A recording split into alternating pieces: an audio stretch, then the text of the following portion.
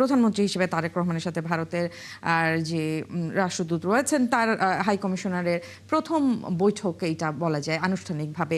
তো সেইখানে আসলে বাংলাদেশের এবং ভারতের কোন কোন বিষয়গুলো গুরুত্ব পাবে বলে আপনারা ধারণা করছেন? একটু জানাতে চাই ন্যান্সি, তিনি কিন্তু 12ই জুন হাই কমিশনার হিসেবে বাংলাদেশের দায়িত্ব গ্রহণ করেছেন। তারপরে তৎকালীন যিনি রাষ্ট্রপতি ছিলেন, সাবেক হয়ে গেছেন, তার কাছে পরিচয় পর্ব কিন্তু উপস্থাপন করেছেন এবং লম্বা সময় পরে সুযোগ পেয়েছেন বা প্রধানমন্ত্রীরও নানা ধরনের ব্যস্ততা ছিল, আজ প্রধানমন্ত্রীর সাথে সৌজন্য সাক্ষাৎ। এবং এমন একটা সময় তিনি সৌজন্য সাক্ষাৎ করছেন যখন কয়েকদিন আগেই সাবেক ক্ষমতাচ্যুত প্রধানমন্ত্রী শেখ হাসিনা 5 তারিখে একটি সংবাদ সম্মেলন করেছেন এবং আপনি জানেন যে আগামী মাসে ব্রিক্সের যে আউটরিচ পর্ব রয়েছে সেখানেও বাংলাদেশের যাবার আমন্ত্রণ বাংলাদেশের প্রধানমন্ত্রী তারেক রহমান পেয়েছেন। সুতরাং এই দুটি প্রসঙ্গ নিঃসন্দেহে আসবে এবং পাশাপাশি জ্বালানি নিরাপত্তা যে বিষয়টি রয়েছে, কারণ গেল 6 তারিখে জ্বালানি মন্ত্রী যে পাইপলাইনের মাধ্যমে যে ডিজেল আমরা ভারত থেকে আসলে আনা হয় সেটির সরবরাহ বাড়ানোর ব্যাপারে বলেছেন এবং আপনি অনেকগুলি বিষয় তো আসলে শুরুতেই স্পষ্ট করছিলেন যে গঙ্গা পানি বন্টন চুক্তি, সীমান্ত হত্যাকাণ্ড, এরকম নানা অমীমাংসিত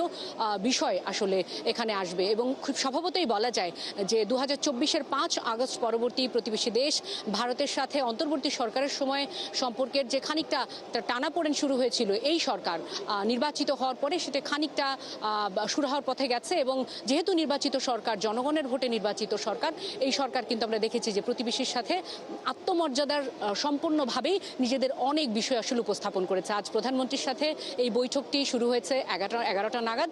আমরা যতটুকু জানি যে 11:30 বা এর চেয়ে বেশি সময় আমরা যতটুকু জানতে পেরেছি, হয়তো এটা দীর্ঘও হতে পারে, সেই বৈঠকটি অনুষ্ঠিত হওয়ার কথা রয়েছে এবং এই বৈঠকে অনেকগুলি বিষয় আসলে গুরুত্ব পাবে নিঃসন্দেহে বলাই যায়। আমরা আসলে রয়েছি সচিবালয় 1 নম্বর ভবনের সামনে।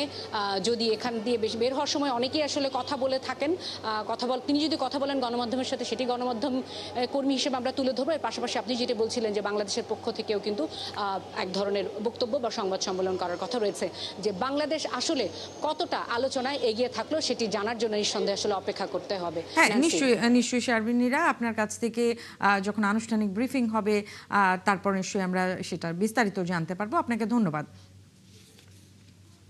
দর্শক, আমাদের সাথে ছিলেন সচিবালয় থেকে শারমিনীরা। তিনি আমাদেরকে জানাচ্ছিলেন যে প্রধানমন্ত্রীর সাথে যে ভারতের হাই কমিশনারের বৈঠক চলছে সেই বৈঠকের আপডেট।